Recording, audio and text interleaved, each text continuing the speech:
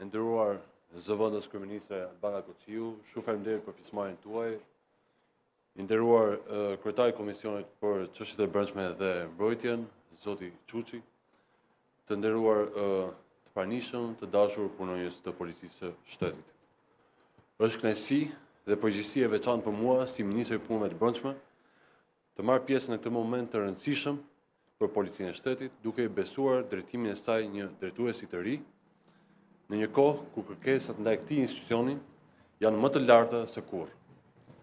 Ceremonia që na ka bërë këtu bashk nuk është thjesht formalizimi i leadershipit të ri të Policisë së Shtetit, por kjo ditë shënon dhe rikonfirmimin e angazhimit tonë për një organizatë gjithnjë e më profesionale, të besueshme dhe në shërbim të qytetarëve.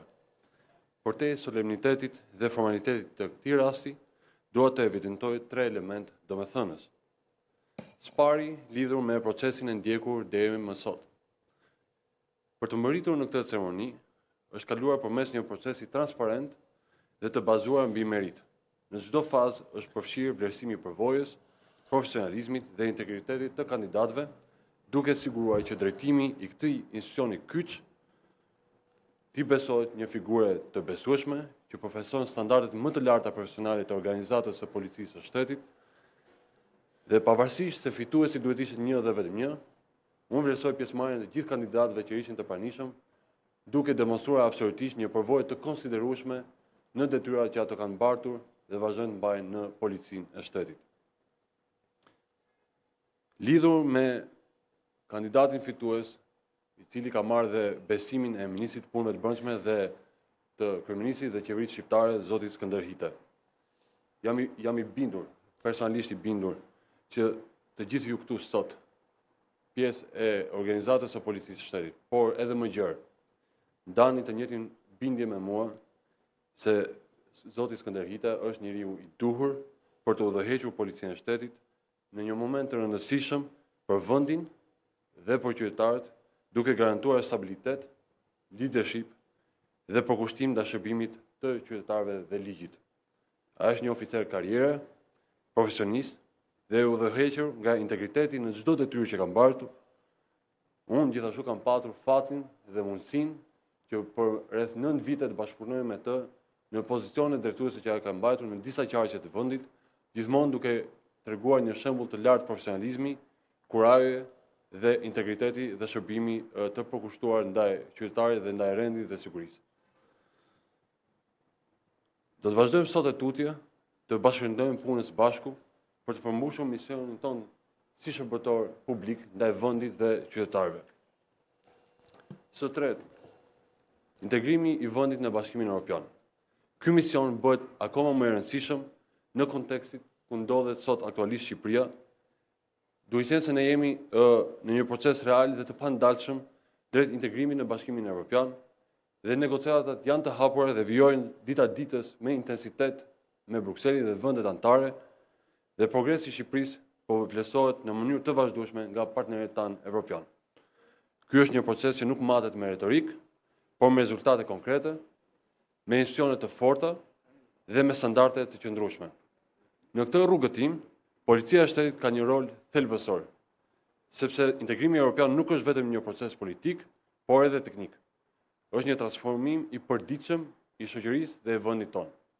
Është ndërtimi i një Shqipërie ku ligji zbatohet njësoj për gjithë, ku siguria është e garantuar dhe ku institucionet janë të besueshme. Çdo hap përpara në luftën kundër krimit, çdo standard i rritur profesional, çdo qytetar që ndihet i sigurt, është një hap më afër Evropës së Bashkuar.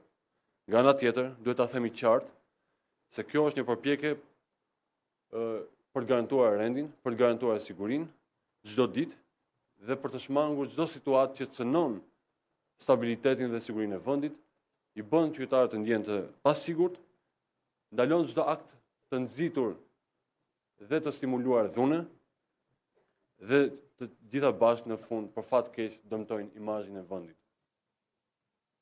Shqipëria ka zgjedhur rrugën e stabilitetit dhe qëndrueshmërisë, të ligjit dhe zhvillimit, dhe kjo rrugë nuk do të ndalet kurrësi. Së fundmi, zoti drejtori i përgjithshëm, ju merrni këtë detyrë në një moment kur kërkohet leadership i fortë, vizion i qartë dhe vendosmëri. Besimi që ju është dhënë sot është njëkohësisht dhe një pritshmëri e lartë për të çuar përpara një polici moderne, profesionale dhe në përputhje me standardet më të larta evropiane. Roli juaj është i qartë. Të forconi më tej profesionalizmin, të thelloni luftën kundër palishmërisë dhe të garantoni që policia e shtetit të mbetet një institucion në shërbim të qytetarëve dhe jo mbi ta. Një institucion që ofron shërbim dhe nuk qaset vetëm si forcë represive, por një organizat që modernizohet vazhdimisht dhe është në lartësinë e sfidave të kohës. Në emër të Ministrisë së Brendshme, ju uroj suksese në këtë detyrë të rëndësishme. Shqipëria ecën përpara dhe padyshim policia e shtetit është dhe do të mbetet një nga garantët kryesorë të këtij rrugëtimi drejt Bashkimit Evropian. Shumë faleminderit. Dhe siç e kërkon protokolli, duhet të lexoj dhe projekt vendimin e miratuar nga Këshilli i Ministrave, i cili na bëri sot bashkë, konkretisht vendim numër 203, datë 30/3/2026, për emërimin e drejtorit të përgjithshëm të Policisë së Shtetit. Në mbështetje të nenit 100 të Kushtetutës, të pikës 1 dhe 2, të nenit 56, të pikës 10, të nenit 85, të ligjit numër 82/2024 për Policinë e Shtetit, me propozimin e Ministrit të Punëve të Brendshme, Këshilli i Ministrave vendosi: Zoti Skënder Hita emërohet drejtori i përgjithshëm i Policisë së Shtetit dhe i jepet grada drejtues madhore. Ky vendim hyn në fuqi menjëherë dhe betohet në fletoren zyrtare. Shumë faleminderit. Urime dhe suksese zotit drejtori i përgjithshëm.